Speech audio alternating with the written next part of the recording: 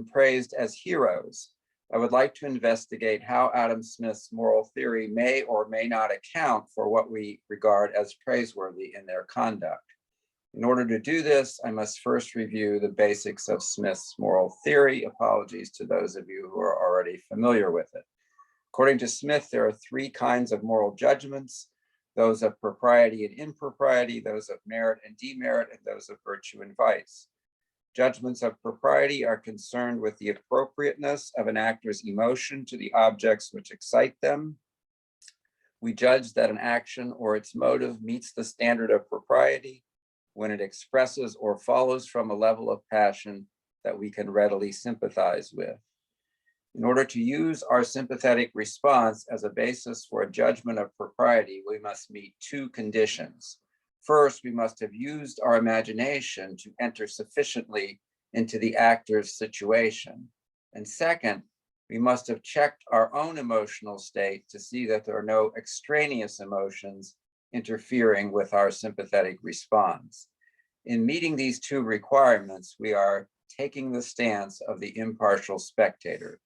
More often than not, the actor will have to lower the level of his passionate response to bring it into concord with that of the impartial spectator. Judgments of merit and demerit are concerned with the positive and negative effects of the actor's actions on others. When the actions are such as to evoke gratitude from the person acted upon, and when the impartial spectator can sympathize with this gratitude, then they are judged to have merit and are considered deserving of reward. When they are such as to provoke resentment and such that the impartial spectator can go along with, then they are judged to have demerit and to merit punishment. Smith makes an explicit distinction between propriety and another level of moral achievement called virtue, in which the achievement of propriety is difficult.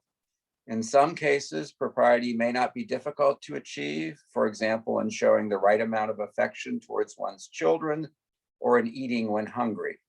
In other cases, such as enduring torture without betraying one's country, propriety may be very difficult to achieve. While propriety evokes approbation, virtue evokes a more enthusiastic response, admiration, which is approbation, quote, mixed and animated with wonder and surprise, end quote.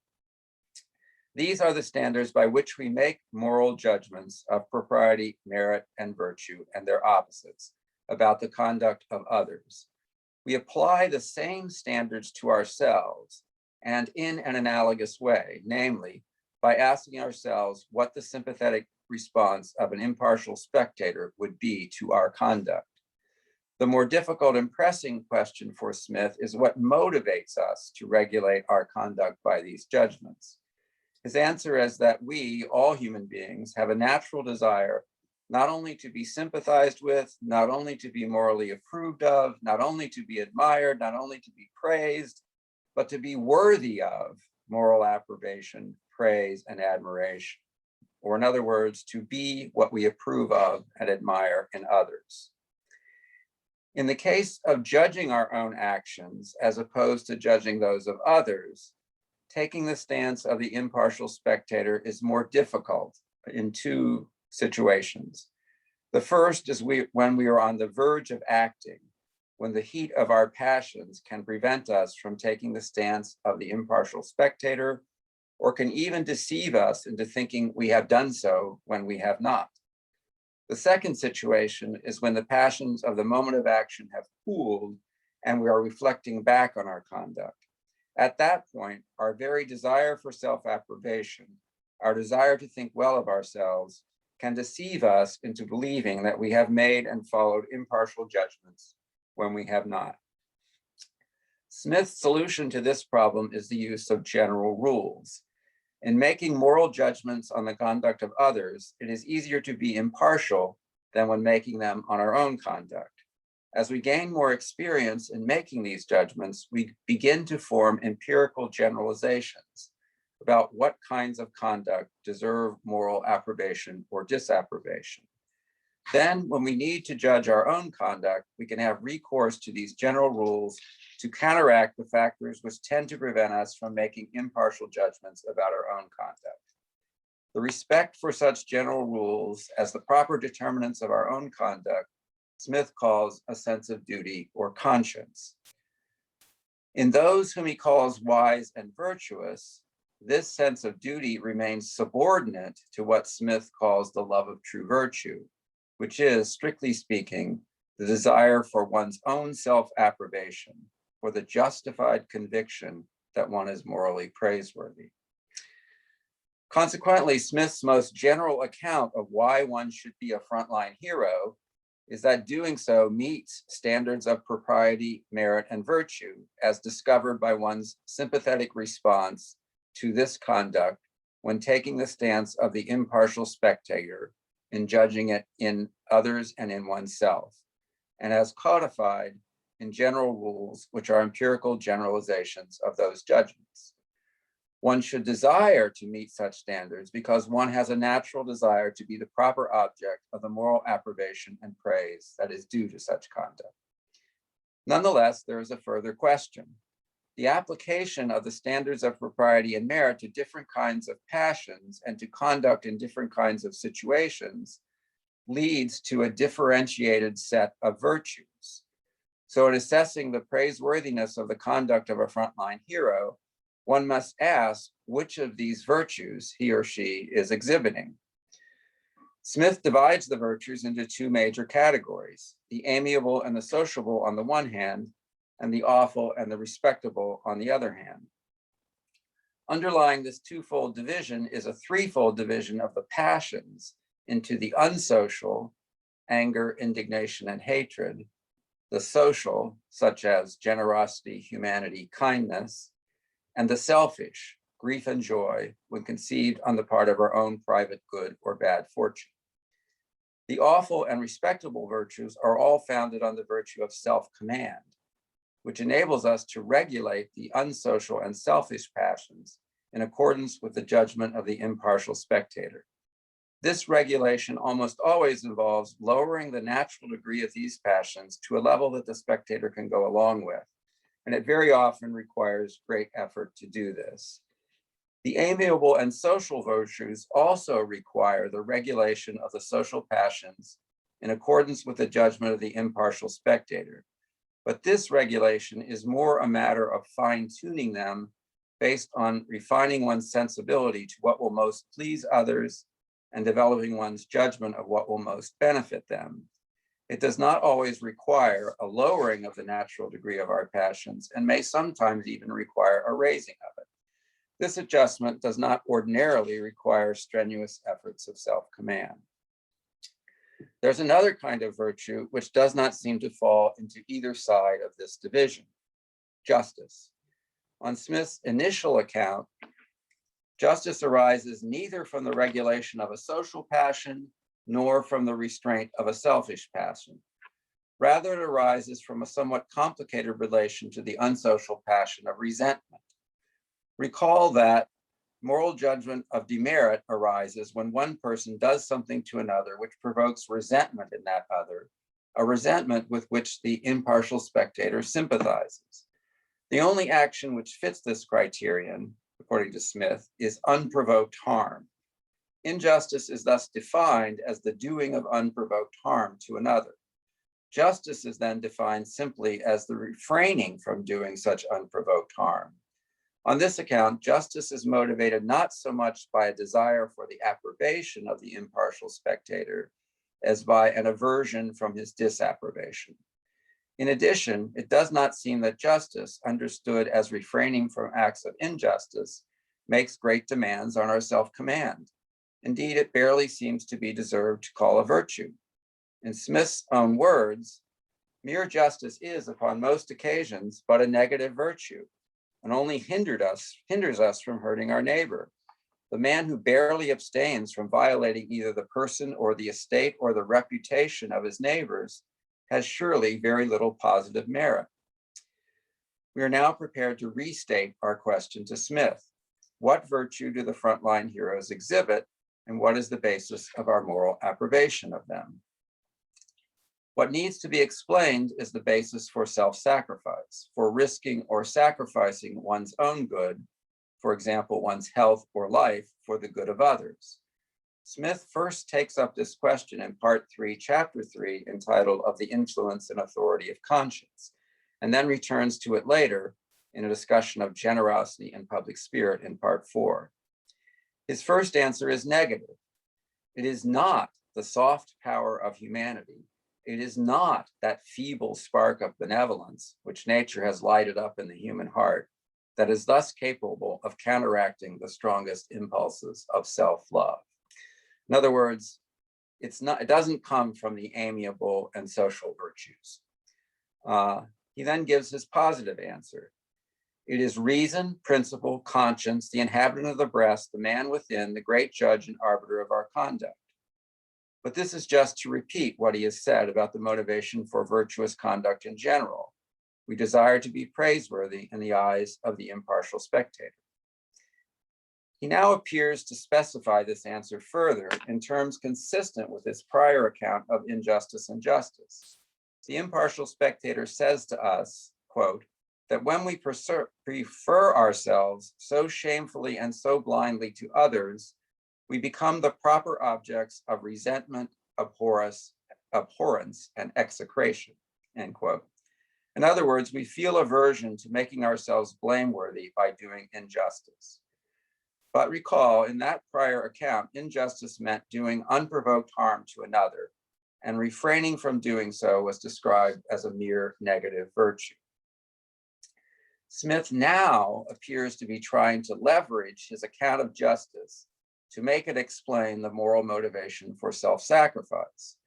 But to do this, he has to revise that account in what I take to be 3 steps.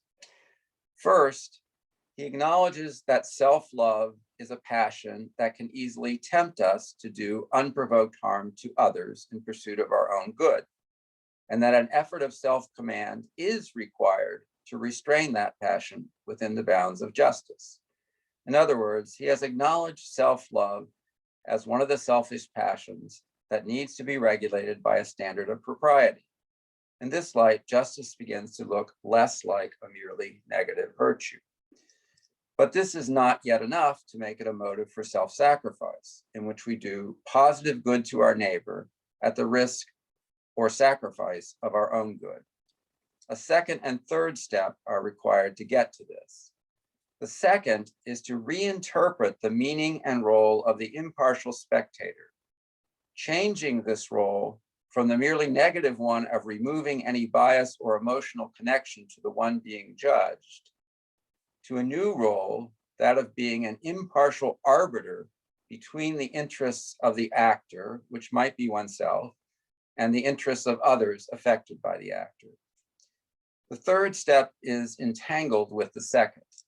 In judging an action, one must not only require that the actor restrain his self-interest so as to avoid causing positive harm to another, but also that he give equal weight to his own interest and that of others.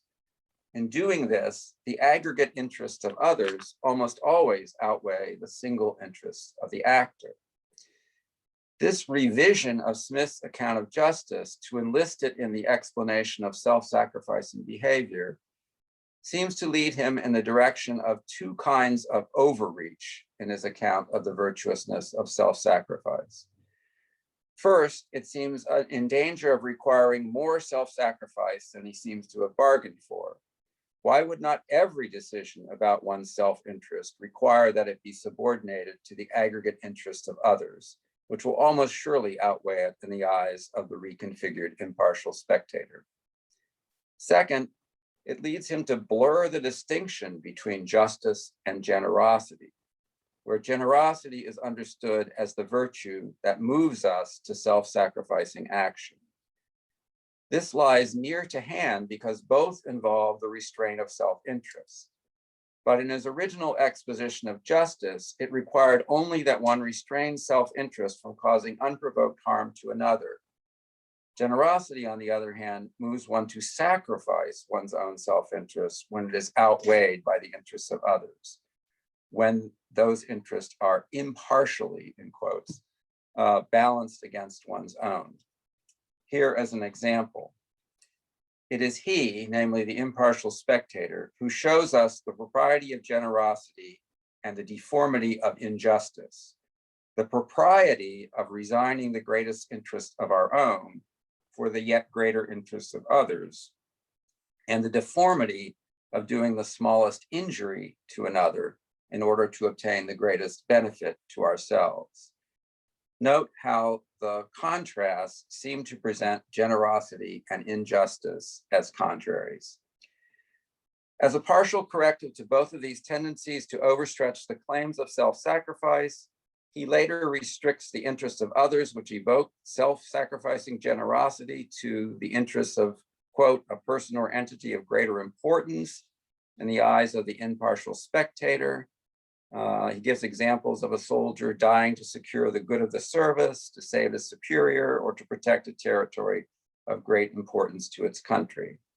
Other examples of generosity include giving up pretensions to an office to one better entitled to it, or exposing one's life to defend that of one's friend, which he judges to be of more importance. I will skip, in the interest of time, I'll skip the distinction between generosity and public spirit and just state my brief conclusion that Adam Smith does not succeed in giving a theoretically coherent account of self-sacrifice as a moral virtue. Thank you. Thank you, Mr. Dink. Professor Foreman, you also are talking about Adam Smith. Would you be willing to go next? Yes, I would be. Yeah, thank you very much. That overview of Smith will prove very helpful because I don't give so thorough an overview, so that'll be good. Sorry, 1 second, let me readjust.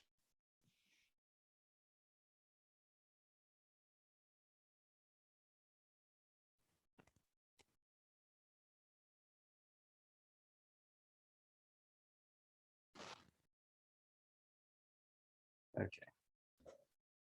There we go. Too many monitors. All right. Very good. So stories. So the title of my talk is Adam Smith and the Antisocial Sentiments of Social Media. Stories covering the harm of social media are obviously hard to miss. If you haven't heard about 18-year-old TikTok star Desiree Schaefer, who committed suicide in February of this year, you might have heard about the musician Pablo Vergara, who was accused of murdering Elisa Lam in 2013 by an online mob that managed to convince Google to delete his accounts, precipitating his suicide attempt. But of course, those are other people's problems, right? But for many, a scroll session through Instagram leaves them feeling anxious about the food they eat. In fact, people who follow health food accounts on Instagram are 49 times more likely than the general population to suffer from orthorexia nervosa, a food choice anxiety that ultimately causes undereating, according to Turner and Lefebvre. Have you ever taken a few weeks off of Facebook to find yourself less anxious and more sociable? Alcott, Braghieri, Eichmeyer, Ginskow's The Welfare Effects of Social Media determined that after 1 month away from Facebook, the benefits of leaving it outweighed the costs of ditching the social network. If you are a parent, have you ever noticed occasions when your smartphone has distracted you from your child? Well, then you might be in the 50% of parents who report that their smartphone interrupts their time with their child at least 3 times a day, according to McDaniel and Radesky. So increasingly over the past year, many have sought to understand the paradoxically antisocial effects of social media through these sorts of empirical studies, but also through documentary filmmaking, podcast interviews, and other avenues. So how can the great books of the past help us to understand so new a phenomenon? After all, on a timeline showing the presence of social media relative to human existence, where the latter is a meter long, the smartphone social media duo that debuted with the first 2007 iPhone takes up the width of a human hair. That's 47 microns. Rather than prescribing how to solve this crisis. This presentation will simply describe it, or a portion of it, according to Adam Smith's 1756, The Theory of Moral Sentiments. Smith's ethics seeks a comprehensive description of human happiness, wherein a reliance upon social approval naturally balances out individual self-interest. But social media disrupts the harmony between these two obligations. How is that? Social media contains a double irony. The first is very obvious, and I'm embarrassed to even mention it. The first and obvious irony is that despite its name, social media is physically and emotionally antisocial.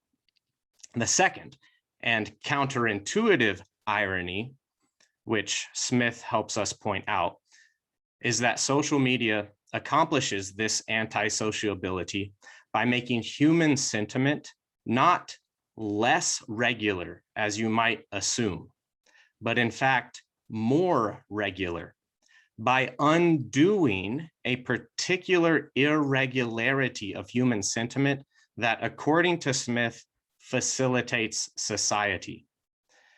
Social media has transformed a social and virtuous irregularity of sentiment into an antisocial and vicious regularity of sentiment. Specifically, according to Smithian terms, social media undermines what Smith identifies as an irregularity, according to which people hold others responsible for actions according to evolutionary needs, rather than for intentions as human reason would demand. So that's the irony that I'm going to focus on here. In accord with the theory of moral sentiments, the first offense of social media is that it encourages the antisocial human tendency, which Smith points out, to value private vanity over public virtue. The most apparent facilitators of this offense obviously are the like button and the publication of the number of an account's followers. These tools of vanity have enhanced the already precarious human disposition to overemphasize the difficulties of celebrities while ignoring the misery of the poor and obscure.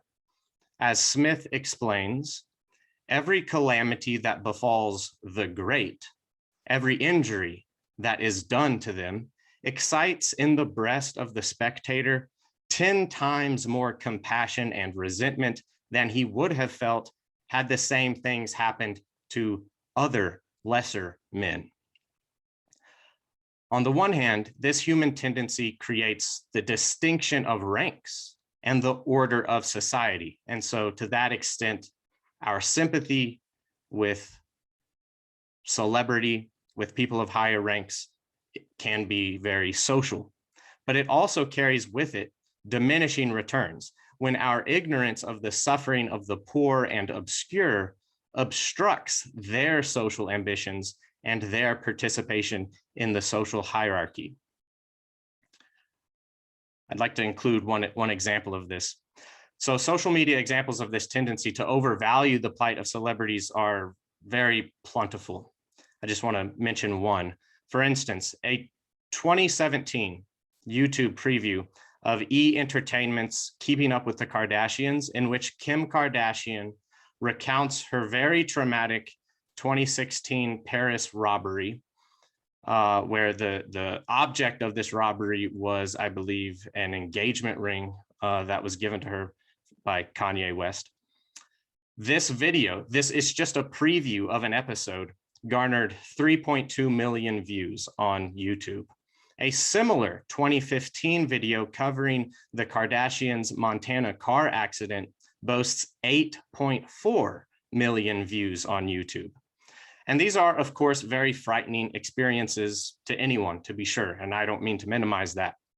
But by comparison, 30 miles away from the Kardashians' residences in Los Angeles County, California, lies Skid Row, one of the largest congregations of the homeless in America. Even though the most recent 2020 count of the homeless population there found 66,000 homeless people in LA County compared to just 8 Kardashian Jenners, the individual suffering of these 66,000 does not appear to be viral video worthy.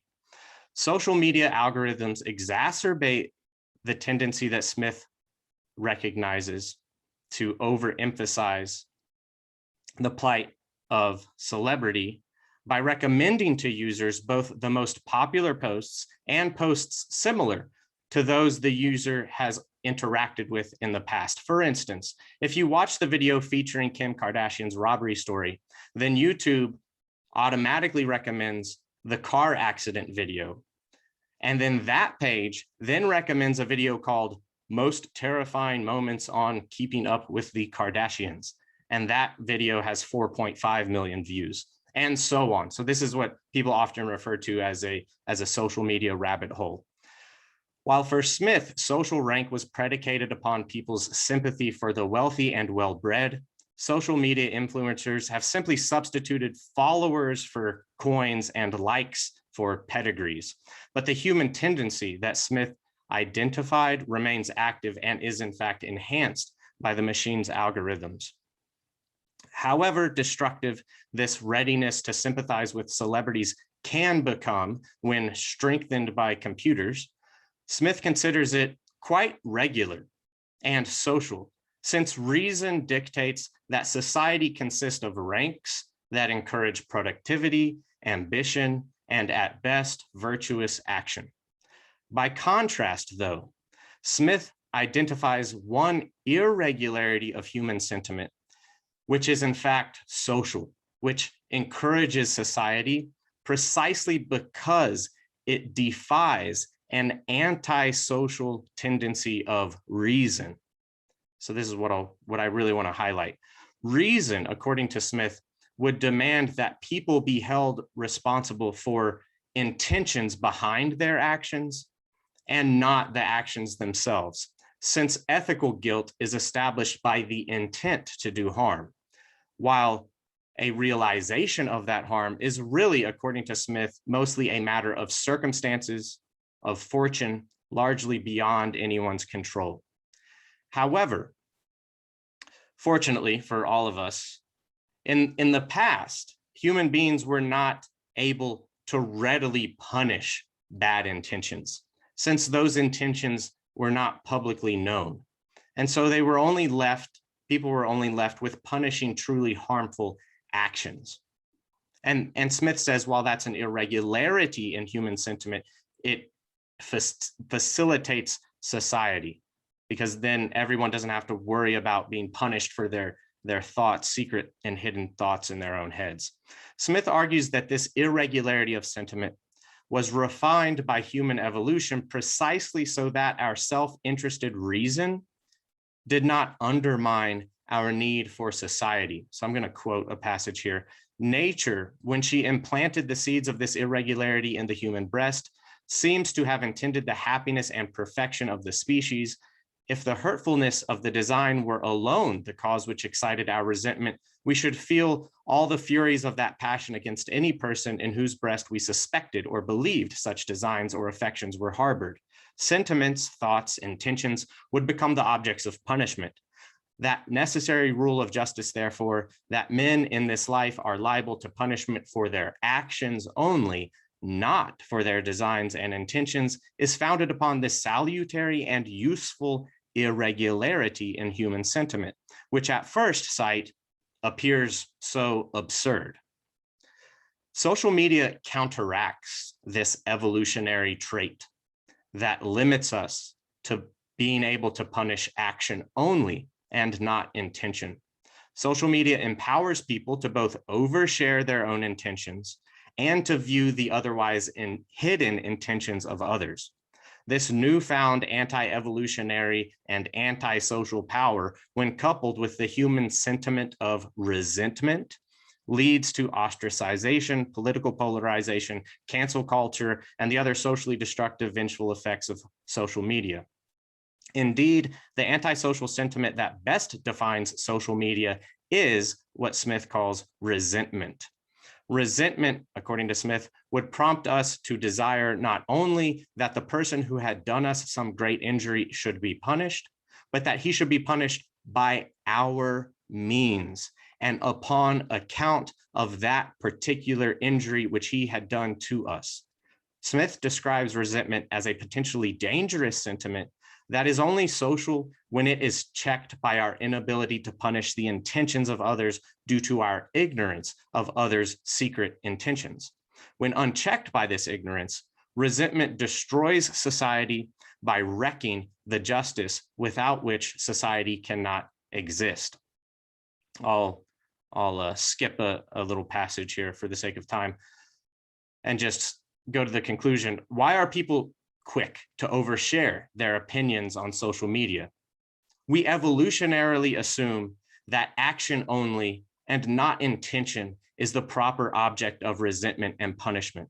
Historically, this has been the case. For the past 300,000 years, people have been used to facing the consequences of their actions, but not the consequences of their intentions. But for the past 14 years, people have been able to subvert this evolutionary handicap of only being able to punish action by suddenly having knowledge of others' intentions via social media algorithms that target and augment mass outrage. Today, people's intentions are laid bare before the mob, awaiting judgment.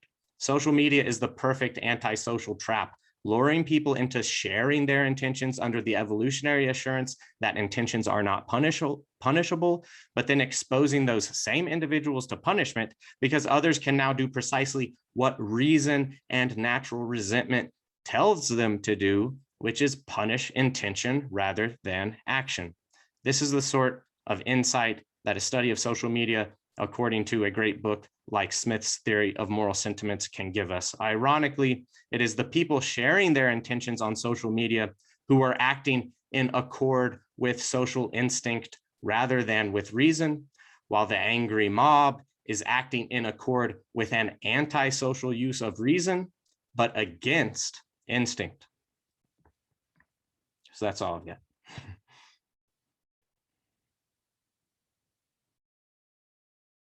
Very nice, thank you. I think what makes most sense thematically is that I go next, and then we take a 10 to 15 minute break for questions and then go on to the paper on Montaigne and Ibn Khaldun, since they seem to belong together as a nice couple thematically. Is that all right with everybody? And I'm going to talk through a paper rather than read it all. And so hopefully if I can get this done in the next 8 to 10 minutes, then that will leave us a regular amount of time to talk here. So I usually at ACTC, I give like a mini academic paper on the text that I'm teaching. I actually decided this time to talk about how I teach something, which is the other form of ACTC paper. And so this is a paper by a teacher for teachers and looking for teacherly advice from other teachers. Basically, I've redone my ethics class recently, and in such a way as to incorporate two authors that I've never incorporated before, which might not obviously belong in an ethics class. Emerson and Freud. And this goes along with an attempt to reframe the ethics class.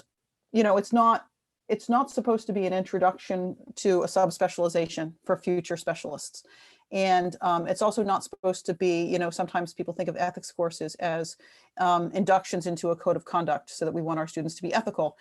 Instead, this is part of a core curriculum in which what I want them to do is to think through great books and great ideas in such a way that makes them more thoughtful and hopefully contributes to their good life. And I see ethics as a real key component of that.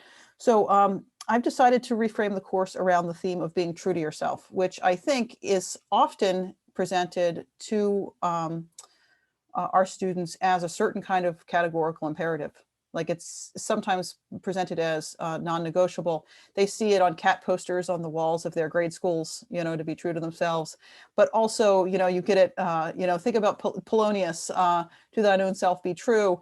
I actually, the line before that is to neither be a borrower nor lender be, you know, whatever. And I actually think that's the same advice. It's like to be true to yourself here is to not borrow or lend your own kind of spiritual accomplishments to other people. It's supposed to be all raw authenticity all the time.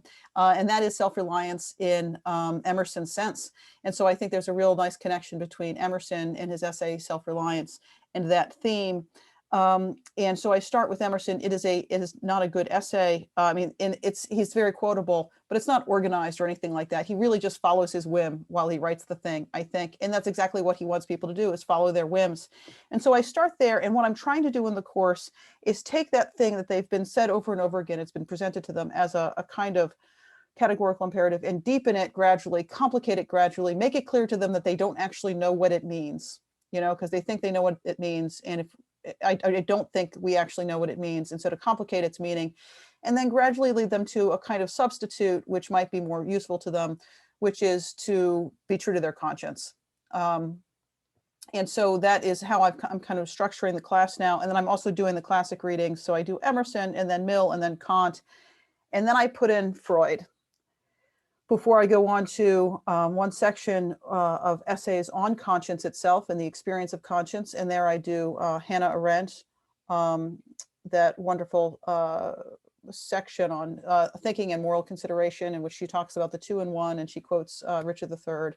And then I do an essay by Joseph Ratzinger from 1980 called Conscience and Truth, which is really fantastic. It has some theology in it, but the theology is actually rather detachable for the point of view of a philosophy class. But it's also appropriate because I teach at a Catholic school, so I can get away with it. And then the third essay on conscience that I do is by a contemporary German philosopher named Robert Spemann. And so then I have this, so Freud, a section on conscience, then I go on to Aristotle, in which there's this question about what virtue is and what it means to develop your judgment, and about how it is that you should act. And I think that conscience leads nicely into the discussion of virtue. They've all experienced moments of conscience. They know what that is. And it's not as clear to me that they've all experienced virtue, or could describe the phenomenon quite as richly as they could describe the phenomenon of conscience. So there's something more democratic about doing conscience first as a kind of phenomenological moment in the class. And it's also, I present it as a antidote partly, or counteractive to the abstraction that we get, for example, from Mill and Kant, for whom ethics is really about solving the puzzle about the grand principle that's going to tell us right from wrong. That's what ethical philosophy is supposed to be, is to discover that principle. And different philosophers will offer a different principle. And then what you do for the students there is then all of a sudden it becomes an abstract exercise in arguing about some kind of abstract principle, rather than something that's actually grounded very much in their experience of being in situations in which they really care about making the right decision, and their concrete experience as human beings who have to make sense of a life that they're looking forward to, and that know that they could get it wrong, right? So that's how the course is set up in general. And Freud plays, I do civilization and its discontents, and it's playing a kind of a bridge role between those two halves of the course for me. First, he's popping the balloon of being true to yourself, because once you really take seriously his claims about the id, then you cannot take seriously Emerson's claim about following your whims. Like, according to Emerson, there is somehow in us this connection to the divine. And if you just follow that innermost desire of yours, then you're like guaranteed to do something beautiful and genius, And no, I'm not exaggerating. And I think that Freud is just much more pessimistic and realistic in such a way that the students, in fact, know is true. They kind of want to believe the Emerson thing, and they know they're supposed to say it, but they also know about themselves and each other that there's some really bad shit going on in their heads sometimes, and that they're not necessarily to be trusted.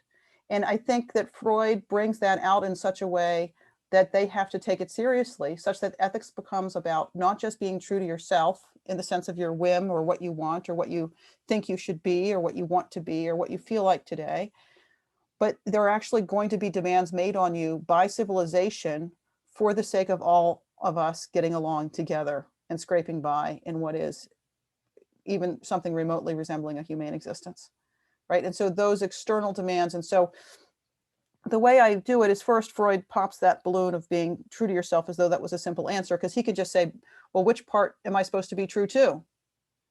Do you mean the id? Do you mean I'm supposed to be true to the id? And the students immediately recognize that that's false.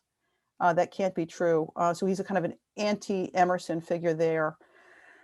And then also that civilization is going to require you to repress your id, and that they need civilization to live anything like a happy life, even if it's also going to be a frustrated life, discontent life. And so they recognize that pull there. And he also addresses conscience, chapter 7 of 8 chapters. So it's right at the end of the book. It gives us a theory of conscience in which conscience is the superego. And the superego is an internalization of the voice of society or civilization, who wants you to behave in a certain way, regardless of whether it makes you happy. Like society doesn't care about your happiness. Society cares about you following the rules so that everyone can kind of get along decently. And you internalize that, it turns into the superego, and that's what he says conscience is. And I think that works as a corrective to something like Emerson. And they definitely experience, I think, in their lives, moments in which that's a pretty good phenomenological description of conscience, right? But I will also add that sometimes they experience conscience in the Emersonian sense, in which there's this kind of like beautiful, authentic spark inside of them that needs to stand up against social conformity, right? That is sometimes also true. But in both thinkers, what you get is something two-dimensional. It's flat, because it's the ego is simply caught in a two-dimensional plane, simply caught between the desires, the internal desires or whims of the person on the one hand, and then on the other hand, societal expectations or norms or conventions, the demand for conformity. And what I hope to do is move them from there to something that it recognizes the depth of conscience a bit more, because conscience in Freud is not, for example, a truth-finding faculty. It is just a garrison.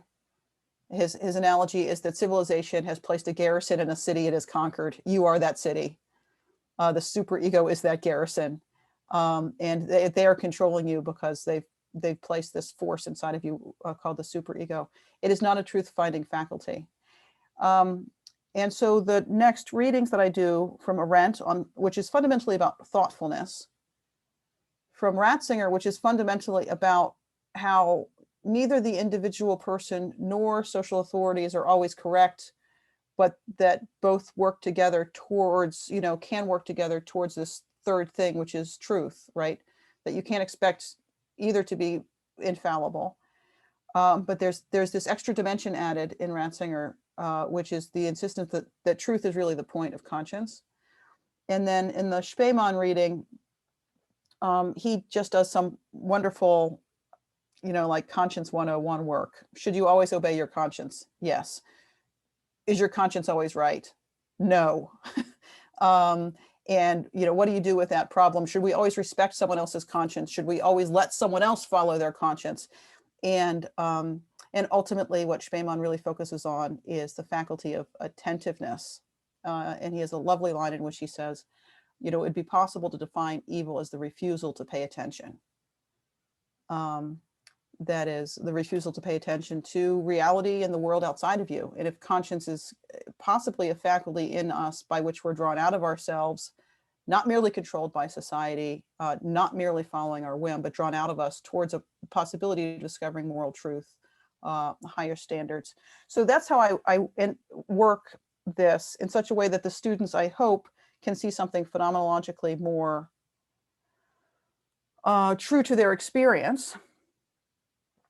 Given that they have experienced moments of conscience, they do take them seriously, and that then they can return, I hope, to think about like what they saw, for example, in Mill or in Kant, as more morally salient, less abstract, and finally go on to Aristotle, and to understand the desire for virtue is simply the desire to improve your ability to make good judgments and to properly discern what's the best thing you could do in your circumstance. That is to get your conscience in good shape so that when you obey it, you're more likely to be doing the right thing or a good thing. So that's how I'm structuring it, and it's unusual for me, but I'm a pedagogical pluralist, and this is ACTC. I'm sharing what I'm doing in the hopes that you can give me ideas about how this might work or how I might complicate it or other texts I might add. But that's what I have, and it's 1:51. And I think if we pass it off in about, say, 10 to 12 minutes to the last two speakers, we should be pretty good for time. So I'll open it now to questions for the first three papers.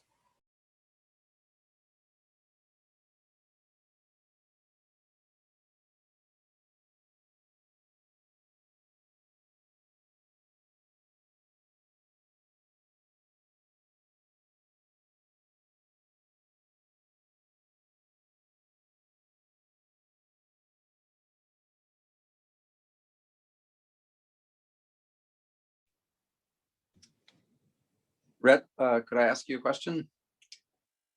So the exposure of intention on social media, is it true that that's done at the choice of the people participating in social media? No. How is it done I don't then? think so. Okay. Sorry. Yeah, that's a great question.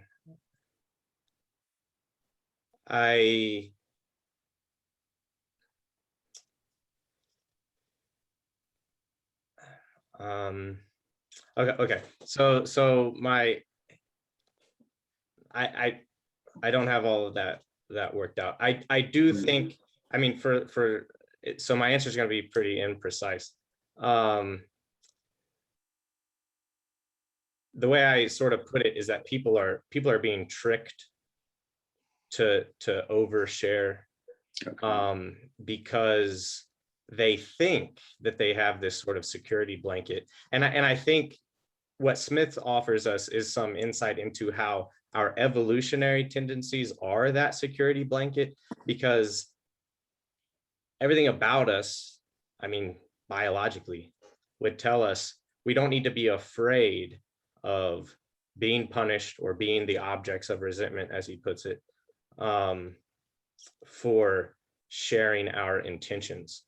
So we are telling ourselves, it's not a big deal. You can share your opinions, you can share your thoughts, you can share your works in progress even. You know, a lot of these things, you know, if people were having a face-to-face conversation, right, people are much more willing to entertain what otherwise might be kind of antisocial or outlandish or radical ideas for the sake of a conversation. But when you publish it on social media, it's received not as a point of conversation. It's received as a kind of definitive action. So the Smithian line between action and intention gets totally warped, because people are thinking they're sharing their intentions. How could you cancel me or silence me or what have you for just expressing these ideas, these opinions? It's not doing anything to anyone. So I think part of the issue is the wonderful people at the Center for Humane Technology, which just started in 2019, describe this as asymmetrical warfare. And so people aren't really making a deliberate, rational choice, you know, and thinking through all of the consequences of oversharing on social media. And so, no, I mean, I do not think that people are entirely in control over their faculties and actions on social media, partly because the computer is, you know, the AI, to put it simply, is overpowering the human biological and rational dictates and tendencies. So we're fighting a asymmetrical war to steal their terms. May I ask a question, Rhett? Yeah, sure. You said something that made me think, I'm not otherwise disagreeing with anything you said, but which made me think that maybe you were overreaching a little bit when you said that, you know, basically for millennia, human beings haven't lived this way, but for the last 16 years, we've done something or other. Sure. And it made it sound like before 16 years ago, before the invention of Twitter, that it was some kind of libertarian free speech paradise. in which it was very natural for people not to punish each other merely by what they thought or by their intentions. And I wonder whether or not instead this kind of comes in waves. And I just think of, Puritanism, coming in waves in civilization, and where it not just blunt statements of what you think, but even just tiny little hints that you might be a witch or something like that are taken as signs of inner states. And this has happened, I think. There are different waves of this that happen in history, and I wonder how different that is now. I'm not doubting that social media augments that, but I don't know whether it's quite invented that willingness to really judge and punish people by what we perceive, often with very little evidence, as their inner states. Yeah, I completely agree. I have that huge question, and I mean, I don't have any satisfactory response. I wonder, I mean, if I can maybe restate what you're saying without, I don't want to put words in your mouth or anything, but I think of, is this a difference of degree or a difference of kind? So we obviously, the printing press happened once upon a time. The First Amendment happened once upon a time, and the penny press happened once upon a time, where the deliberate it was a deliberate decision to sell the paper at a loss, simply to aggregate an audience to sell to advertisers. I mean, that happened over 100 years ago. And so I wonder, so the tactics don't seem to be very new. And so I do wonder whether or not we're just simply seeing another round of the same kind of thing as we've seen in the past, or whether or not the intensification and, like I said, the asymmetrical warfare that people are experiencing, where the technology has the capacity to so overwhelm human choice. I wonder if it's a difference of kind now. I certainly think that for Smith, it would be very frightening, because we are exacerbating and highlighting, and the machines are literally sharing the most antisocial, socially destructive tendencies of human reason and sentiment. So yeah, good question. I have a question for Michael, if Sure. that would be okay.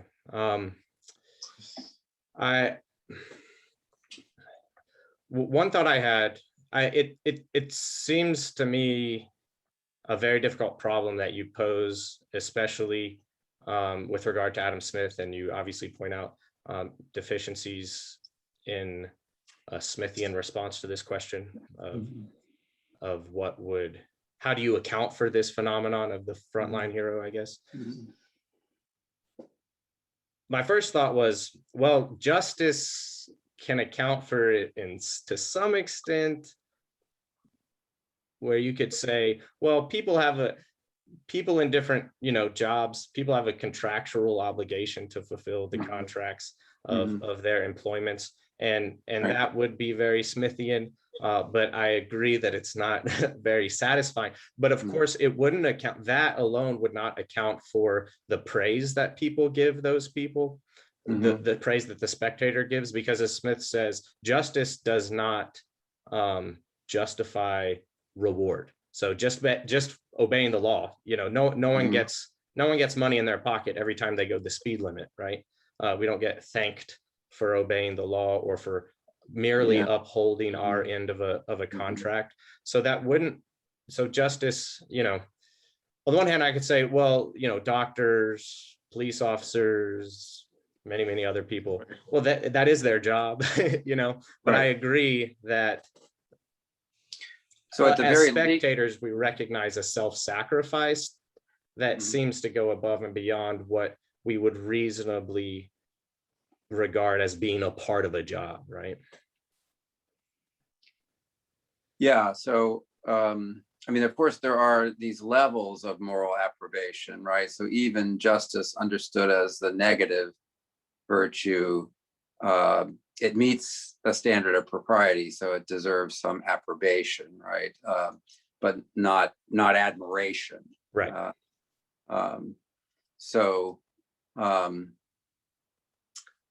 and it seems to me, yeah, I mean, it seems to me you could tweak, or instead of talking about contractual obligation, you could talk about a sense of vocation as a way of thinking about what motivates people. I don't know where that would fit in Smith, or if it would fit in Smith, but I mean, you see your societal role not just as a job, not just as a contractual obligation, but as something you have devoted your life to, right? Something that you would call a vocation. But and that seems to me a plausible understanding of motivation. I don't know if I can fit it into Smith, but Right. there are a number of hands up. I thought Chris Edelman was up first. Marley, I had a question for you. I've not heard of Spemann before, and I'm interested in this idea of attentiveness and whether and to what extent he gives an account of how that is achieved, whether that's something that you talk about with students.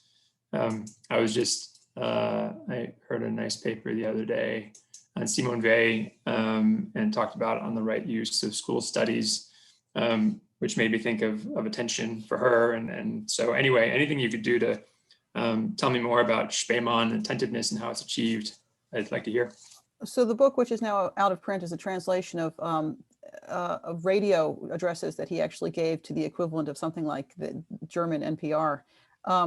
It's very high level for public intellectual work, but it is still rather accessible, which is really perfect for an undergraduate student. And the book is called Basic Moral Concepts. And the penultimate chapter is on conscience. And then the final, it's the anti-penultimate chapter is on conscience, and the penultimate chapter is on what he calls the unconditional sense of the good. And that's where he especially develops this idea of attentiveness. And his claim is something like this, that we often blank out about aspects of our actions and what they would mean if they were considered in a broader perspective, or what consequences they would have if we consider them in a broader perspective. And that sometimes that happens just because we're ignorant or young, but then as we get older, that negligence turns into something that's culpable, and often that we do on purpose. And I think that in fact, if you were to go back to say like Aristotle's account of incontinence or something like that, I think that part of the account has to be an inattentiveness. Like you're focusing on one aspect and then you're intentionally deciding to ignore this other aspect that is there, but you're letting one aspect of the action move you instead. And so his account is something like that. Like when you're an adult and you are refusing to pay attention to the full meaning and the full consequences of your actions and what it will mean for other people, what it will mean for you in 10 years, what consequences it will have, that often that's a matter of refusal to pay attention, in which we give ourselves permission to do things that we really shouldn't be doing. And so it fits very nicely with both Ratzinger, who wants to focus on reality, and Arendt, who wants to focus on thoughtfulness as the proper response to reality, that reality makes a claim on us and it makes a claim on our thoughtfulness, in which we're supposed to kind of return and mull things over and just think about what things mean. And I think that's a very nice thing for our students to think about, is the responsibility for attentiveness. And it also actually fits in a weird way to Freud, because he identifies in Civilization as Discontents as one of the coping mechanisms we use, basically forms of denialism, right? In which we want to pretend like our action doesn't actually mean what it will clearly mean. And so it can build on that, but in a way that enriches, I think, Freud's claim. So that's how I use it. That's the book. And I would really recommend the book. I think it's out of print, but I have PDFs. If you can't find a library copy of it on some, thrift books or something, I have a PDF of all the chapters. which I don't think it would be illegal for me to share with you if I emailed them. Thanks. Actually, my question, if you don't mind, Molly, was sort of following up on that same trajectory. A lot of what you were talking about was moving students from that, you know, I have to be who I am and that special and all that, to a more thoughtful version of that, I guess, is a short way of saying that. What are you actually, and what does that mean? I wonder how, and if you do in the context of this course, walk them through the relationship between who they actually are and who they appear to be to others, you know, how they show up on the human stage. Obviously, you know, you were talking about thoughtfulness and about in an rent, you know, like we reveal more of ourselves than we mean to, and in that way we sort of understand ourselves even better by this interplay with other humans and appearing on the public stage. But I was thinking about your paper or your teaching experience in relation to Michael's, you know, why do we give such approbation to frontline workers? I mean, we do, because they do show up in a different way, especially in the context we have right now. You know, a nurse 2 years ago was a cool thing. A nurse now is a different, you know, cooler, braver thing, scarier, more noble thing. I wonder, for both of you, but especially for the teaching aspect of this, how do you, or do you have the time to draw them out of the internal sort of microcosm into the cosmos itself? Well, I think in a weird way, Emerson is trying to highlight that difference between their inner selves and their outer social selves in a way that I think is less helpful. But I haven't drawn that in, and that's a good idea. Thank you for the suggestion to draw that out more in this class. And I wonder if there'd be a good text to do that with. I'll have to think about a text there. Just the section, I mean, you're already reading a Rend, obviously, and I'm not just riding my hobby horse all the way home, but just the sections on action. There's a couple of interesting ones about how ACT can be sort of broken into meaningful stories, the way that they reverberate with others and the way that we can tell a story about it later. That might be a nice way of getting your fingers under the edge of that huge phenomenon.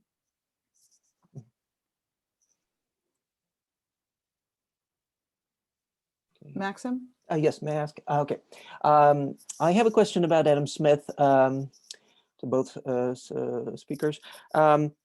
What Michael was saying in the beginning reminded me of my favorite quote. I don't remember it exactly, from Adam Smith, that we want to be not only loved, but be lovable. That precisely reminds me of what you're saying. But then this question of love, or even its moderate version in a form of approbation, introduces the question of embodiment, the involvement of our bodies and interactions. And that is precisely what is being absent, being negated by social media, as well as the kind of communication we're involved in. And here, I think, and I wonder what you think about these remarks, two things happen. First of all, on the one hand, we initially think that the online or social media communication is more safe, because if we say something stupid or offensive, we don't get punched into our nose, and so we kind of feel we can do more, and we're freer in this sense, yes. But then the problem that happens precisely with this idea of love and being lovable is that I kind of get, in terms of this approbation from others, I get the equivalent of weak drug high. Yeah, I kind of and so I increase consumption to try to make up for the kind of weak dosage, of this. And so as a result, I'm pressured. If in the past a nice remark from one person once a day would make my day, now I need thousands of them, and it's never enough, of course, because somebody else has 2,000, And so, what do you think about this? I mean, just how does it work with what you even more so? No one is able to literally pat you on the back now, right? You're talking about embodiment. No. There's no high fives. There's just little emojis. Yeah, that actually connects to the novelty of this situation. Of course, there were lots of situations where this kind of immediated communication was introduced with print, for example, and so on. But here it's like it becomes total, especially in COVID situation. And for some people, maybe really total. For those who don't have partners, don't have very dense social network. Would it be possible for us to go on to the final two papers and then return, hopefully, in the discussion section to anything else that's left unsaid? Sorry. Maybe if we could have just very brief response to that, and then we can go. What do you think? Sorry, I don't have much to say about the question of embodiment without more thought. I just want to reiterate what you started with, right? For Smith thinks it's very important to separate one's desire for actual praise and approbation from one's desire for being worthy of approbation, right? That one prioritizes one's being worthy of approbation over approbation itself. Whether it's just more difficult to, live up to that aspiration in the social media environment, I imagine so, yeah. That's very helpful. Both of those comments are very helpful. I don't know that I have anything to add to either one of those, other than they both pointed out a lot of things that I hadn't considered. I certainly had not considered social media feeling in some ways more safe, but one thing that comes to mind, just sort of off the cuff, after not having spent much time thinking about the things that you both said, was the role of anonymity in social media. Most of what I'm dealing with currently are forums where one is not entirely anonymous, but I actually think that it's possible the anonymity that some online forums lend to speakers, some of those things can have maybe more real world destructive consequences, and so that's something I would need to think about, because anonymity would, I guess what I'm saying is that would make sharing online very, very safe, feel very, very safe to people, whereas I think maybe that's an important, I don't know, that's an important distinction I have to figure out. Thank you.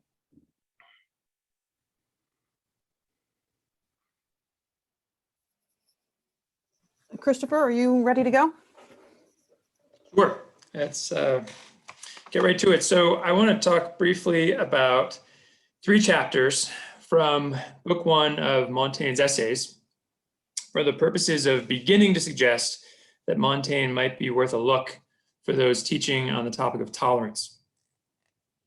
First, some preliminaries. Montaigne's, of course, writing in the context of the 16th century French wars of religion, when a number of philosophers and theologians took up the question of religious toleration. In Montaigne's case, I suggest that we might understand tolerance to be the act of maintaining the social bond despite the presence of the tensions that inevitably arise in our encounters with human otherness. It requires both the theoretical capacity to tolerate ambiguity and the practical capacity to tolerate ambivalence. Social bonds, of course, vary in strength, and the more tenuous they become, the greater the danger that one party or the other will resort to violence, and in the worst cases, cruelty, which Montaigne takes to be the extreme of all the vices, and arguably to amount to the dissolution of the social bond altogether. For this reason, I think we ought to take Montaigne's arguments against acts of cruelty and persecution to constitute arguments for moral and political tolerance. In addition to his arguments for acts and practices of toleration, Montaigne also offers arguments for the cultivation of tolerance as a moral virtue. Of course, his arguments for tolerance are not made explicit in the essays. We have to piece them together for ourselves. But of course, Montaigne encourages us to do just that. And so with that in mind, let's turn to our 3 chapters. So first is chapter 14 from book 1, that the taste of good and evil depends in large part on the opinion we have of them. And there Montaigne wonders aloud whether the old Greek maxim that we're tormented not by things themselves, but rather by our opinions of them, is true. If it were true, he says, then it would seem that we could dispose of evils and arrange them to our own advantage, which would be, of course, welcome news. He goes on to argue that the diversity of opinions that human beings maintain toward death, poverty, and pain demonstrate that there is truth to the Greek maxim.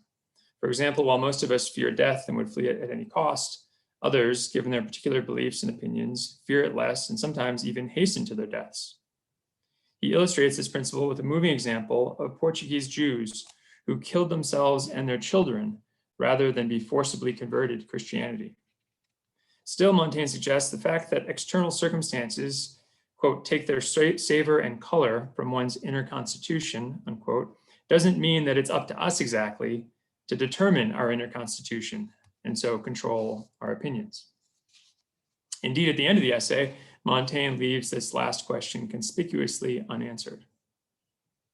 2 chapters later, in Of the Punishment of Cowardice, Montaigne claims that we must be careful to distinguish between faults that arise due to our weakness versus those that arise from malice.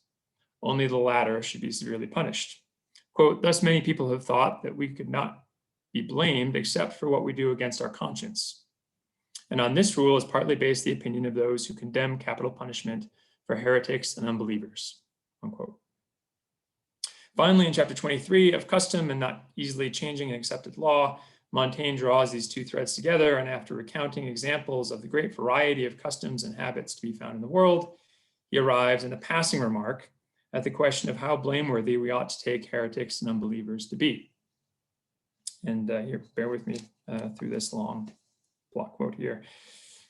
But you discover the effects of habit and custom much better in the strange impressions she makes in our souls, where she does not find so much resistance as she does in the body. What power do they not have in our judgments and in our beliefs? Is there any opinion so bizarre?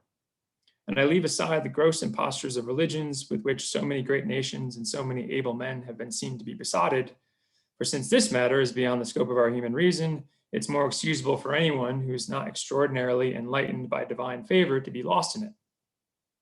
But of other opinions, are there any so strange that habit has not planted and established it by law in the regions where she saw fit to do so?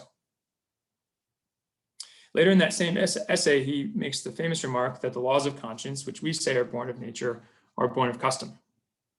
From these 3 chapters, then, we can draw out the following line of reasoning. Our behavior is governed by the way we perceive reality. How we perceive reality is a function of our opinions, and our opinions depend on the constitution of our soul, which is at least mostly shaped by custom and habit. It would be wrong to put to death those whose conduct and opinions are in accord with their consciences. Therefore, conscientious heresy and unbelief are to some extent excusable and should not be repaid with persecution and death. While there will be questions to ask about how we discern when heresy and unbelief are conscientious, and Montaigne does begin to address these in Of the Punishment of Cowardice, the general principle appears to hold categorically, as we might expect from a discursive ethical argument about what is right or just. At the same time, these same remarks that constitute the premises of his discursive arguments for some minimal degree of religious tolerance also contribute to a much larger and far-reaching argument. This argument, rather than addressing our lines of reasoning regarding what is to be done with heretics and unbelievers, addresses the way that we see the other in the first place. How we perceive the other, Montaigne seems to think, is on the one hand, more a function of our imagination than our reasoning. And on the other hand, an important factor in determining the degree to which we are disposed to tolerate the otherness we perceive. Thus, Montaigne's larger argument for tolerance as a moral virtue targets the imagination, which he calls our most important faculty insofar as it is responsible for our most grievous and ordinary troubles. Part of the task at hand is to combat the imagination's excessive esteem for the human condition. And here follows a rather lengthy quote from the Apology for Raymond's Bond. Presumption is our natural and original malady. The most vulnerable and frail of all creatures is man, and at the same time the most arrogant. In his imagination, he goes planting himself above the circle of the moon and bringing the sky down beneath his feet. It's by the vanity of this same imagination that he equals himself to God, attributes to himself divine characteristics, and picks himself out and separates himself from the horde of other creatures. Thus, Montaigne proceeds to meet the imagination on its own terms, with stories, images, poetic language, and repetition, all meant to lower its esteem for human beings and to help it to see how vulnerable, impotent, foolish, and monstrous we really are. These 3 chapters, to which I've very briefly alluded, contribute to this larger poetic argument primarily by challenging the imagination's presumptuous sense of human agency. When we're reminded of the ways in which and the extent to which the other is shaped by custom and fortune, we're nudged in the direction of compassion, mercy, gentleness, and humanity, the virtues belonging to the 2 heroes of the essays, namely the Theban general Epaminondas and, of course, Montaigne himself. This in turn makes it easier to tolerate that same otherness, which we now perceive as being as much suffered as enacted by the other. Similarly, other chapters contribute to the argument by showcasing our vulnerability, foolishness, and monstrosity.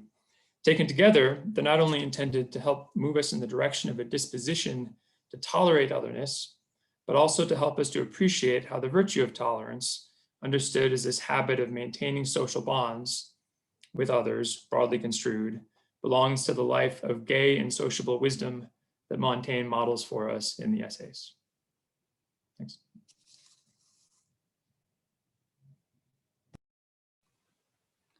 Thank you. Maxim, are you ready? Yes. Okay, so I want to actually share my screen. Just a couple of things. I hate this. Find it. Yeah. Oh. Yes. Okay. So first of all, thank you for kind of sheltering me in this panel. I was, my initial panel. I had to reschedule it because it was just too late, scheduled too late for my Amsterdam time. But I'm really happy to be here. So there is plenty of talk nowadays about the Eurocentric bias and lack of diversity in mainstream teaching and practice of social science, sciences such as sociology, which happens to be my discipline. Not that these challenges are totally new, still the question remains, how should we respond to these challenges, especially as far as the history of social sciences and the teaching of the classical texts is concerned. Today I'll try to, I'll address these concerns by looking at the various approaches and strategies of reading the Muqaddimah, the 14th century treatise by the North African thinker Ibn Khaldun. Now, why read the Muqaddimah in the sociology and other social science classes? You know, really, social science is considered to be the youngest, the latest addition to the family of sciences, and probably the most European and most Western as far as their birthplaces are concerned. For instance, we usually trace sociology to, Auguste Comte, who invented the term sociology in 1838. The furthest we go is to Montesquieu, maybe Adam Ferguson and Adam Smith. As Emanuel Wallerstein put it, social sciences emerged as a response to European problems, as a point of history, at a point of history where why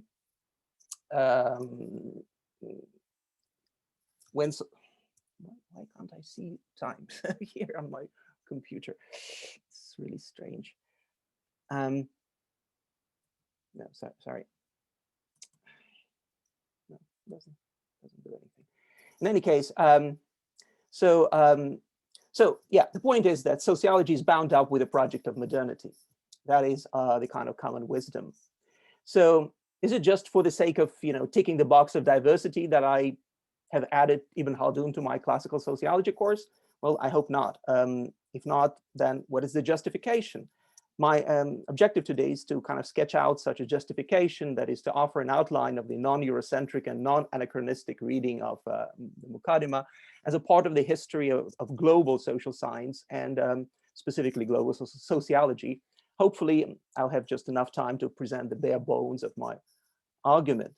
So by non-Eurocentric reading, I mean the reading that challenges the subject-object dichotomy according to which Europeans are knowing subjects and the sources of theories and concepts by which the world is interpreted, while non-Europeans are kind of sources of data and information. So basically theory of universal significance is over here in the West, and socio-political decisions and applied and area studies maybe are over there outside of the Western world. Hence, the non-Eurocentric reading means kind of deprovincializing non-Western scholarship, treating scholars like Ibn Khaldun as knowing subject, sources of theories, concepts, research programs that can be utilized in the kinds of ways in which we continue to utilize the ideas of Aristotle, Hobbes, and Machiavelli, or Marx and Durkheim within the kind of canons of established disciplines. In particular, I argue that the non-Eurocentric reading of the Muqaddimah may lead to rethinking the spatial and temporal scope of sociology, rethinking its historical origins, challenging its presumed necessary bond to Western modernity, and even to the very word sociology. After all, even the apparent classics of sociology, Karl Marx, for example, would be caught dead using that term for his project. So why not start telling the story of global sociology and social science with Ibn al-Umran, Ibn Khaldun's term of preference? I don't have much time to introduce Ibn Khaldun and the Muqaddimah to you, but I have to talk a little bit about the reception and reputation in the West of this author. Unlike the philosophers of the Islamic Golden Age, Ibn Khaldun remained unknown in the West until the 19th century. You can see that. But since he was discovered by a couple of French and German Orientalists in the early 19th century, his ideas never failed to secure a small but dedicated audience among sometimes very well established and influential Western thinkers. These are examples. Anyhow, you can say that Ibn Khaldun was among those, was not among those who was just neglected, forgotten, and erased. He was always part of a little part of every historical account of social sciences, social theory, and sociology even, but very small and usually a paragraph or a page. There's one dominant trope or idiom in the reception of Ibn Khaldun in the Western social sciences. I call it the precursor idiom. The precursor idiom frames Ibn Khaldun's work as the work of someone who anticipated the developments that came to fruition in the West only in the 18th, 19th century, such as the development of modern social science, distinctive and irreducible to classical humanities and natural sciences. Ibn Khaldun has been portrayed as a kind of self-conscious innovator in the time and culture where innovation was suspect. There is this is not without ground, of course, and Ibn Khaldun was indeed very not shy about promoting his work as the new science of society, Ilm al-Umran, yes. He's also, portrayed, for example, as a secular and empirical thinker, once more out of his context, unexpectedly for a Muslim and Arab thinker of his time. He is always often presented as a precursor of contemporary economics and sociology, historiography, and methodology of social science research, of specific theories like Durkheim's theory of solidarity or Max Weber on legitimate authority and monopoly and violence.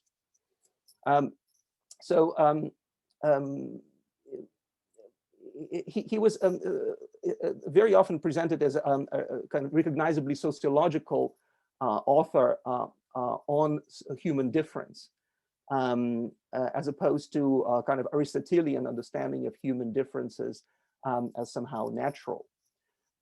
Here, actually, I will see, as you will see in the future, I see a lot of validity in this line of reasoning, in fact. Anyhow, Ibn Khaldun has often been portrayed as a kind of modern European thinker, a sociologist and economist avant the lettre. He was even quoted by people like Ronald Reagan and Boris Johnson, presumably in support of supply side economics. Very misleading quotes in references, but of course they kind of demonstrate their broad-mindedness and lack of prejudice. In short, interpreters of Ibn Khaldun have been prone to remake him in their own image, turn him into a precursor of, well, themselves, basically. Paradoxically, while Ibn Khaldun is often praised, he's effectively denied his distinctive cultural and historical background. And what he is praised for appears to be a form of anticipatory plagiarism. I like this term. It is as if he is greeted for his ability to plagiarize what came after him. There's not much space for acknowledging that he may have something valuable to add to the established paradigms of Western social science.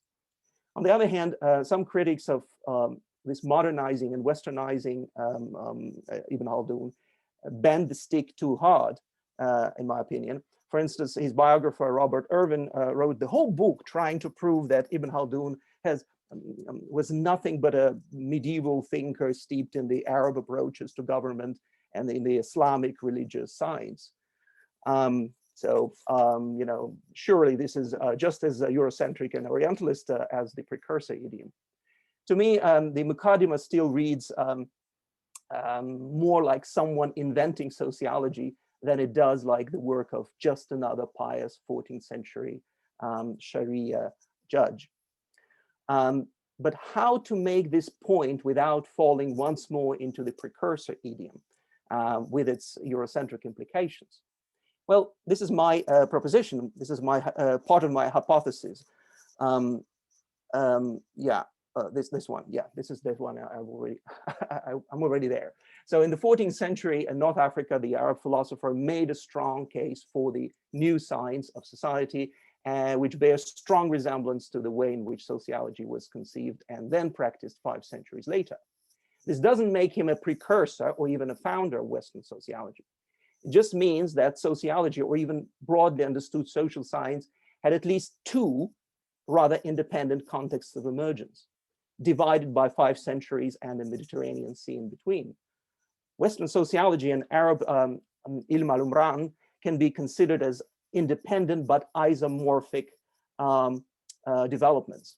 Like, an ancient agricultural revolution happened independently in various parts of the planet. So if 2 ancient farmers, kind of meet each other from different centers of civilization, meet each other, they would know what the other is doing, even though there would be lots of significant differences among them. And in a similar way, those isomorphic projects, sociology and ilm al-umran, are recognizably have a lot in common. And so what makes ilm al-umran a sociology, or at least a social science of sorts? I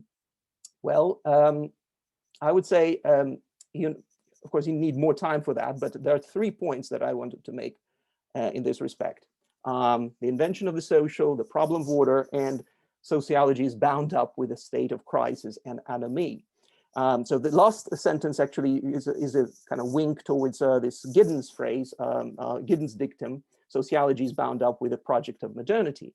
So my point is that sociology and social science emerged as a response to the state of society and state of mind that may or may not be associated with modernity or with the West. It's just typologically, there's a broader condition of which modernity is just one. Just an example in particular time and space. How much time do I have? Because unfortunately there's something with the, I cannot see the. Well, we have 10 minutes technically left in the session. So I think if you, I don't know how many more minutes you want, but a few more minutes will leave us time for questions. Yeah, yes, I understand. Well, I'll try in 5 minutes. So first of all, to the invention of the social, usually in the historiography of European and Western social science, the emergence of this sciences is often associated with the emergence of the novel concepts like social, society, as well as, associated developments like social realm, social questions, social policies. The question is whether the concept of the social is totally bound up with the Western developments in the early 19th century. Is it possible that a comparable breakthrough could have happened in other places and other times? If you read the Mukaddimah, to my mind, Khaldun clearly operates with the concept of the social and society, as a subject matter of his new science. So, like many European and Arabic authors of his time, Khaldun quotes Aristotle on political animal, of course, but as you read on, it becomes very clear that his social is far removed from Aristotle's political, just as city dwelling is far removed from the purest and strongest form of social life, according to Ibn Khaldun, the life in the desert of the desert nomads. Yet this nomadic life is not the only form of social life. Humans are social through and through, according to Ibn Khaldun. Human society is necessary in a way in which the ancient polis is not, or any other city dwelling is absolutely not. Here is how Khaldun explains the necessity of the social. So, so my next point, and the last one, is that, okay, you might say, yeah, something recognizably social scientific could have emerged in the 14th century in North Africa. So what? There's no evidence that the intellectual project had any effect on the emergence of Western social sciences and sociology.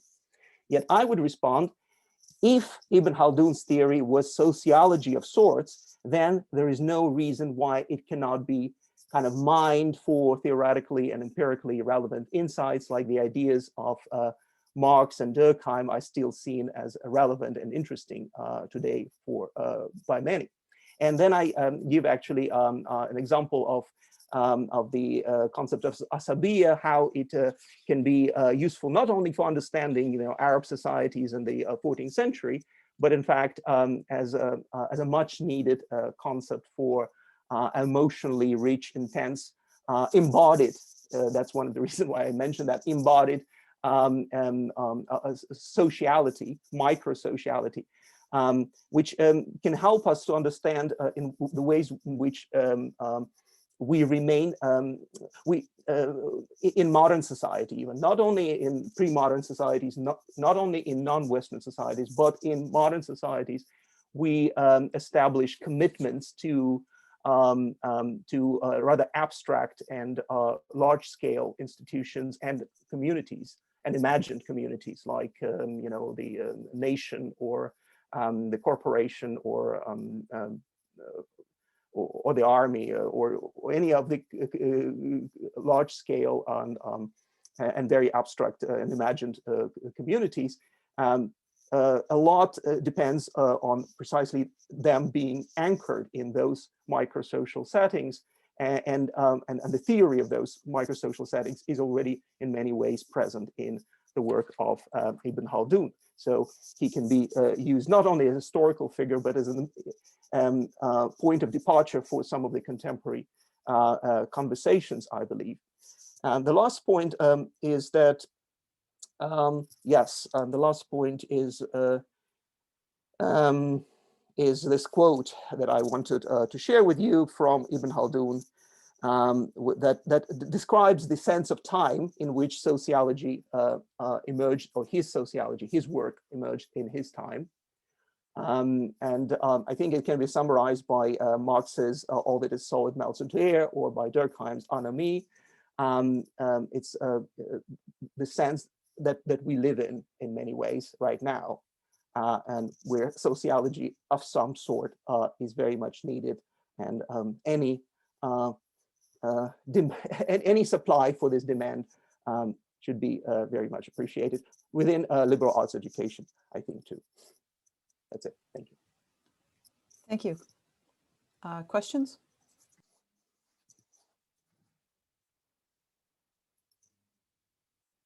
Walter? Thank you. Sorry, before you start, Oh, Walter, mhm. just a note, we are very close to the end of our session. Because there's no one, as far as I know, coming in right to our room right after, we can take an extra 5, maybe 10 minutes. We'll see, unless I get an email from someone else saying, why are you in our room? But feel free to take an extra 5 minutes or so for questions. All right, sorry, Walter, go right ahead.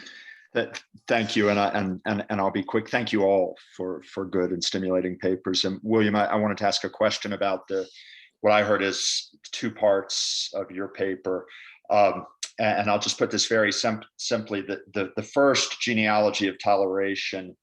It seems to me it could sound like it's based on arguments that go far in the direction of a kind of the skeptical and relativist Montaigne. But then the move that you made at the end, if I followed you, of toleration, not just as kind of limit in the name of justice or reason on what we'd want at the political level, but a sort of social virtue that enriches our experience of the human things or something like that. I wondered if then there's a way of looking at that. I guess I'm tempted by this as not so tied to a kind of slippery slope of skepticism and relativism that we might be slipping down with parts of Montaigne, but a fuller vision of human flourishing and human experience that is tied to diversity and variety and all kinds of limitations, maybe of our access to unified truths and so on. But there's a fullness to the vision. I was just wondering if that kind of comparison is part of what's at stake for you in thinking about the theme of toleration and Montaigne, or anything else you want to do with that kind of overly binary way that I'm posing it briefly. But thank you. For good paper. Thanks for the question. And yeah, that's exactly right. So a lot of discussions on Montaigne and toleration begin with the skepticism, right? I don't see. Well, put my cards on the table. I first don't see Montaigne to really be a systematic skeptic, as some would interpret him to be, a kind of modern Pyrrhonist or something. And I just don't think the skepticism is a necessary condition for his account of tolerance and his understanding of tolerance as a virtue. And I see it as much more a matter of, the reason I try and present this as a kind of poetic argument is because the conclusions of the poetic side of this, right, that involve what like Hugo Friedrich would call the abasement of man, are not meant categorically. He's just trying, I think, to restore balance to our judgment, right? And so it's all very one-sided, trying to remind us of our vulnerability, our foolishness, our lack of agency, so as to evoke compassion, really, I think, first and foremost, and openness, which is, I think, the way that, there's a reason why in the first chapter of book 1, we have Montaigne describing himself and his marvelous weakness in the direction of mercy and compassion. And I think this is why Epaminondas is the great hero here, right? So yes, on the question of skepticism, I don't think, certainly recognition of the limits of our understanding is always going to be present there, as it should be for anyone kind of with common sense. But I don't see any systematic skepticism as being necessary for the kind of the virtue of tolerance as you understand it. Thank you very much. I think I might have misspoken your name when I started, and I apologize if I did. So thank you, Chris. Okay, yeah. Chris, could I follow up? Does Montaigne think that the arrogant, the toleration should be extended to the arrogant as well? Well, I think on the one hand, the argument for a virtue of tolerance is, I think, an argument for appreciating how we ought to be disposed to tolerate, right? And then the question of what policies, actions, behaviors to tolerate is always going to be a prudential one. So I don't see him as trying to kind of lay out rules for that. But he is, I think the impression that we get from reading the essays is the impression of someone who is quite adept at tolerating behavior of all sorts, including arrogance. You know, you get this in the art of discussion. He's slow to take offense. And I think he kind of naturalizes a form of Christian forgiveness in the form of forgetfulness. You know, I think Ann Hartle has made this argument that he talks about how he's so forgetful, right? And that's just a way of him expressing how he doesn't hold a grudge, right? Things roll off his back, and he just has this marvelous openness to difference and to imperfection. That's the monstrosity bit that I can't get into here. I think he's really trying to alter our expectations, or sort of imaginative expectations of others, so as to help kind of reshape our dispositions towards one another.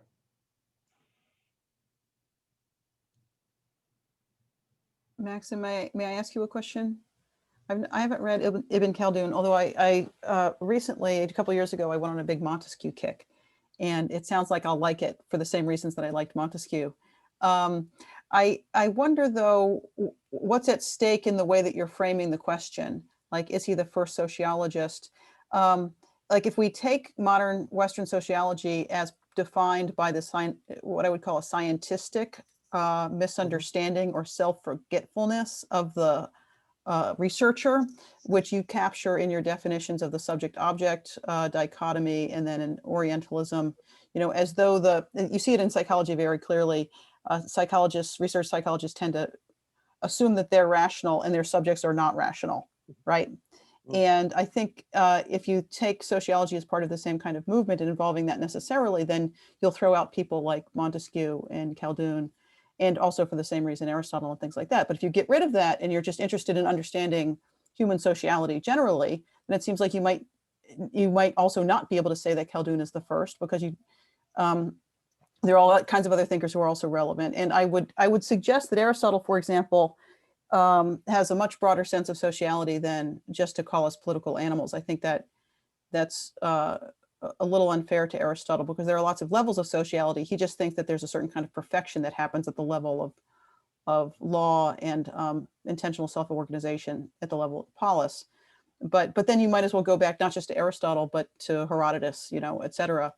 And so I'm wondering, like, when you say for a sociologist, what your definitions are doing to how, you know, and how that's framing the question.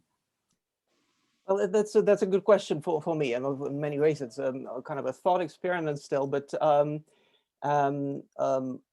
there isn't a strong argument, and of course there can be questioned on the same basis as you did, that something distinctive that makes possible social science appears and gets invented, gets formulated in the, you know, in the West in the 19th, 18th century. Something that that is really cannot be reduced to any concept of nature and any concept of individual volition. A kind of realm which basically doesn't have sufficient vocabulary, as a result of which first people like Adam Ferguson and then actual sociologists start to fill in this gap. And it has all kinds of references in the social world, as I said, social questions, social problem, things like that, social movements and things like that. There's something even on the level of, I checked specifically the Western debate, and I went to, for example, encyclopedia, French encyclopedia, and they say there's a new word, there's a new word that has just been used since recently, and they call it social, as opposed to, society with an adjective, for example. Yeah, so social as well as society without adjective. So even people of that time do indicate that there is something new that is appearing there. Yeah, and so what I'm saying is that so I'm still working on what is it that is new that emerged that necessitated something like social science and specifically sociology. But it seems like if that is true with respect to the Western social science project, then it seems to be truer to Ibn Khaldun than to Aristotle. And yes, I'm sure I've missed within this small talk a lot of complexity in Aristotelian thought and Herodotus and so on. But that is my kind of general claim. What is it exactly? I think there is something to do with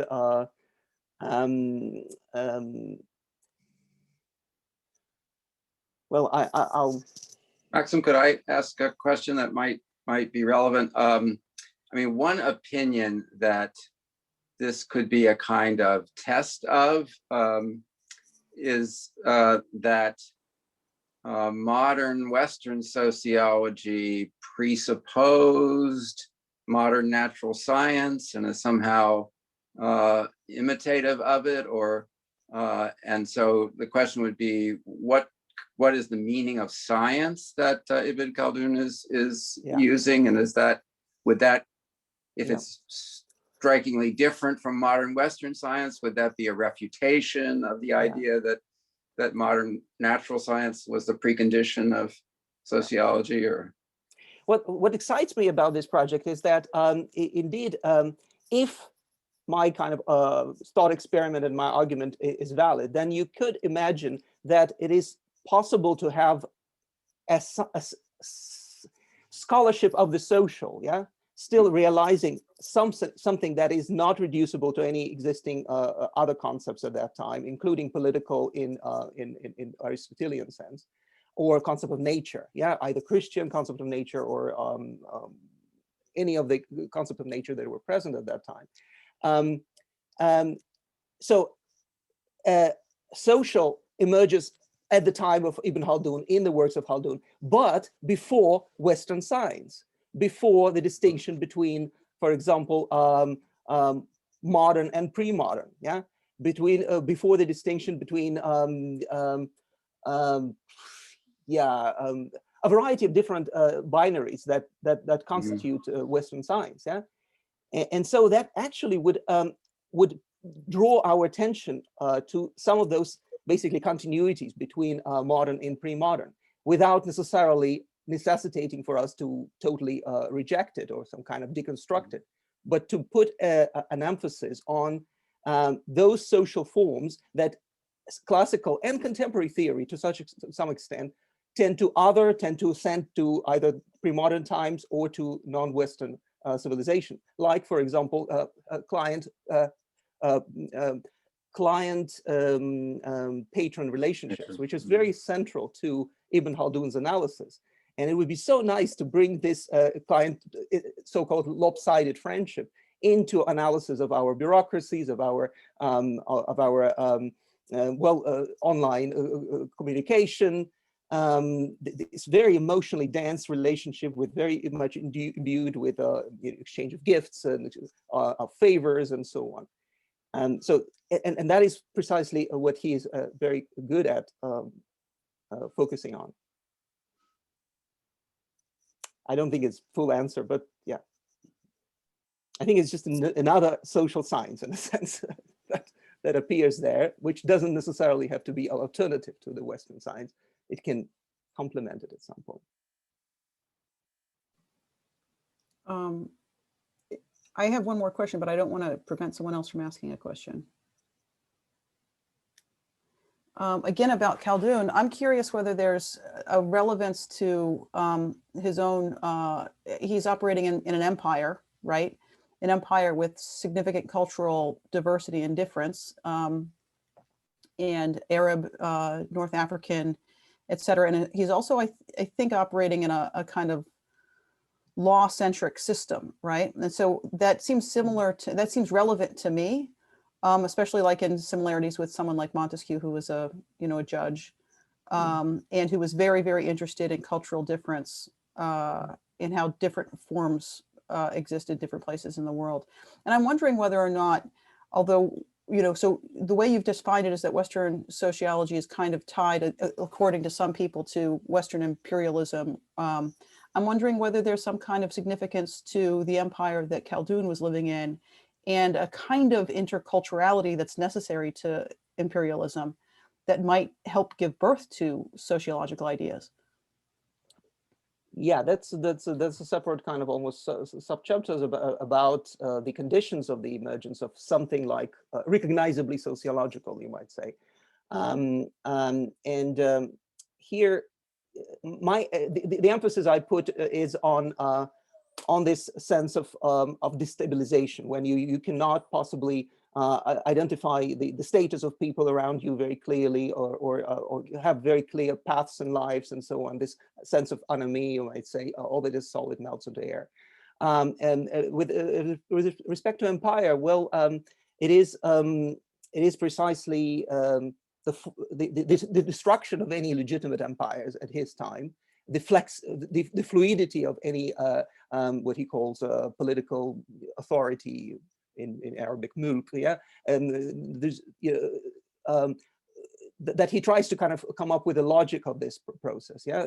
He sees that, you know, usually it has to do with nomads taking over and building their own kind of settler civilization, then becoming too settled, becoming too kind of relaxed and luxurious, and then being taken over by another nomads.